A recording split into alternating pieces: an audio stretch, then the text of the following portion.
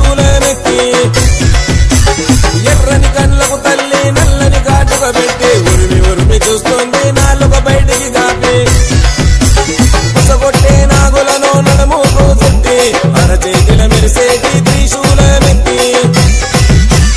ఎర్రని కళ్ళకు తల్లి నల్లని కాటుక పెట్టి ఉరిమి ఉరిమి చూస్తుంది నాలుక బయటికి కాపి కళ్ళు సగలు పోసనే కోడి పుంగులు పోసనే ఆకారం మొగ్లన్న శిరసంచి మొక్కినే కళ్ళు సగలు పోసనే కోడి పుంగులు పోసనే